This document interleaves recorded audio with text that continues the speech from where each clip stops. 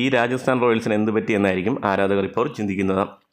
സാധാരണ IPLൻ്റെ തുടക്കത്തിലെ മത്സരങ്ങൾ ജയിച്ച് ടേബിൾ ടോപ്പേഴ്സായി തുടങ്ങാറുള്ള ടീമാണ്. പക്ഷേ കഴിഞ്ഞ 2 മത്സരങ്ങൾ നോക്കിയാലും ബോളിംഗ് അതിദയനീയമാണ്. മികച്ച താരങ്ങളെ ലേലത്തിൽ നഷ്ടമാക്കിയപ്പോൾ പകരമെത്തിയവർക്ക് മികച്ച പ്രകടനം നടത്താൻ കഴിയാത്തത് വലിയ പ്രശ്നമായി തുടരുന്നു. റിയാൻ പരാഗ് ക്യാപ്റ്റൻ എന്ന നിലയിൽ വൻ പരാജയമാണെന്ന് പറയാതെ വയ്യ. ഇന്നലത്തെ മത്സരത്തിൽ ബാറ്റിംഗ് ഓർഡറിൽ നടത്തിയ മാറ്റം ടീമിന് ഒരു നേട്ടവും ഉണ്ടാക്കിയിട്ടില്ല. ബോളിംഗ് നോക്കിയാൽ തന്നെ യാതൊരു ക്വാളിറ്റിയും ഇല്ലാതെയാണ് കളിച്ചതെന്ന് മനസ്സിലാവും. ആദ്യ മത്സരത്തിൽ ദയനീയമായ ആർച്ചറെ ഈ മത്സരത്തിൽ സത്യത്തിൽ പുറത്തിരുത്തണമായിരുന്നു.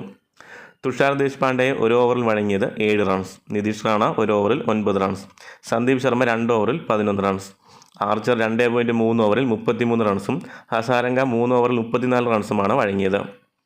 സന്ദീപ് ശർമ്മ മികച്ച രീതിയിൽ 2 ഓവർ എറിഞ്ഞു നിൽക്കുമ്പോൾ മത്സരം അവസാന ഓവറുകളിലേക്ക് നീങ്ങില്ല എന്നുറപ്പുള്ള സാഹചര്യത്തിൽ അദ്ദേഹത്തിന് ഓവർ നേരത്തെ നൽകണമായിരുന്നു. ഇനി തുഷാർ ദേശ്പാണ്ഡെ CSKയുടെ കൂടെ കളിച്ചപ്പോഴും പവർ പ്ലേയിൽ കുറച്ച് റൺസ് വഴങ്ങുമായിരുന്നെങ്കിലും വിക്കറ്റുകൾ വീഴ്ത്താൻ കഴിവുള്ള താരമാണ്. ആർച്ചർ 2 മത്സരങ്ങളിലായി 6.3 ഓവറിൽ 109 റൺസാണ് വഴങ്ങിയത്. ഈ താരത്തെ ഇനി അടുത്ത മത്സരത്തിലും കളിപ്പിച്ചാൽ ടീമിൻ്റെ ഗതി ഇതുതന്നെയായും. രാജസ്ഥാൻ കഷ്ടപ്പെട്ട് ബാറ്റ് ചെയ്ത പിച്ചിലാണ് ഡീകോക്ക് 97 റൺസ് അടിച്ചത്. നരയൻ ഇല്ലാതിരുന്നിട്ട് കൂടിയാണ് KKR മികച്ച രീതിയിൽ പന്തെറിഞ്ഞത്.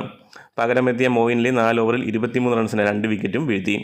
വരുൺ 17 റൺസിന് 2 വിക്കറ്റ് വീഴ്ത്തി. രാജസ്ഥാൻ നിരയിൽ ബോൾട്ട്, അശ്വിൻ, ചഹൽ എന്നീ താരങ്ങളെ വിട്ടുകളഞ്ഞത് അവരുടെ ടീം ലൈനപ്പിനെ തന്നെ കാര്യമായി ബാധിച്ചു കഴിഞ്ഞു. തോൽവികൾ 2 കഴിഞ്ഞു. അടുത്ത മത്സരവും പരാഗാണ് നയിക്കുക. സഞ്ജു വേഗം ക്യാപ്റ്റനായി തിരിച്ചെത്തണം. ഉള്ള ടീമിനെ വെച്ച് മികച്ച രീതിയിൽ പെർഫോം ചെയ്യുക. ബാറ്റിംഗ് അത്ര മോശമല്ലെന്ന് ആദ്യ മത്സരം തെളിയിച്ചതാണ്. നന്നാകേണ്ടത് ബോളിംഗാണ്.